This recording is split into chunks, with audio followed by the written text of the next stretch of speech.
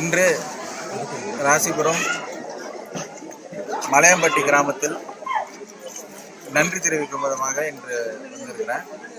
அதே போல மக்களுக்கு நன்றி சொல்லிவிட்டு எங்கள் முதல்வர் அண்ணன் அவர்களின் பிறந்த நாளை முன்னிட்டும் இங்கு நலத்திட்ட உதவிகள் வழங்கும் விழாவிலும் கலந்து கொண்டேன். மக்களுக்கு நன்றி சொல்லியிருக்கிறேன். மொத்தமாக ராசிபுரம் தொகுதியே பார்த்தீங்கன்னா ஒரு முன்மாதிரி தொகுதியாக மாற்ற வேண்டும் என்பதுதான் என்னுடைய ஒரே குறிக்கோளாக இருக்குது. நான் ஏற்கனவே வென்ற அடுத்த நாளே நான் சொன்னேன், வென்ற அன்றைக்கும் சொன்னேன், அதுக்கப்புறமும் சொல்லியிருக்கிறேன்.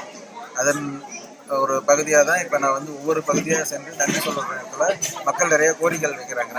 அந்த கோரிக்கைகளை உடனுக்குடன் பார்த்து தீர்க்க வேண்டிய பிரச்சனைகள் நிறைய உடனே தீர்க்கக்கூடிய பிரச்சனை உடனே தீர்த்து கொடுத்துறேன். சில விஷயங்கள் கொஞ்சம் தாமதம் எடுக்கும், அதை பரிசீலனை வச்சிருக்கிறேன்.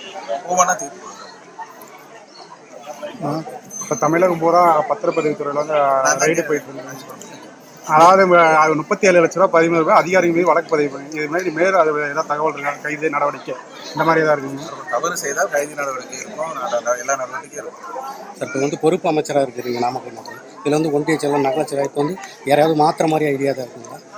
பொறுப்பு அமைச்சர்னா நான் நிர்வாக ரீதியாக தான் பொறுப்பு அமைச்சர். மாவட்ட நிர்வாகத்துக்கு அரசாங்க ரீதியாக நான் பொறுப்பு அமைச்சர். டிஸ்ட்ரிக்டை பொறுத்த வரைக்கும் கட்சி ரீதியாக எனக்கு இன்னும் பெரிய பொறுப்பு கிடையாது. நான் என்னோட கட்சி நிர்வாகிகளோட சேர்ந்து நான் பணி செஞ்சேன். அவர்கள் எனக்கு நல்லதாக ஒத்துழைக்கிறாங்க. இப்போ மாவட்ட செயலாளர் அதிகாரமாக நீக்கினாங்கண்ணா. இப்போ அவர் கட்சியில் இணைந்ததுக்கான அறிவிப்பு எதுவுமே வரல. இப்போ தற்போது ஒரு ஒன்றிய செயலாளர் நீக்கியிருக்காரு. அதை பற்றி நான் எந்த கருத்தும் கூற விரும்பல. சந்தோஷ் நல்ல ஒரு நிர்வாகி, ஒன்றிய செயலாளராக பணி செஞ்சிருக்கிறாரு. என்னுடைய தேர்தல் நேரத்தில் பணி செஞ்சிருக்கிறாரு. அது எங்கள் கட்சியோட உள் விவகாரம். அதை நாங்கள் பேசி தீர்த்துக்கிறோம். நான் மாவட்ட செயலாளர்கிட்ட பேசிட்டேன்.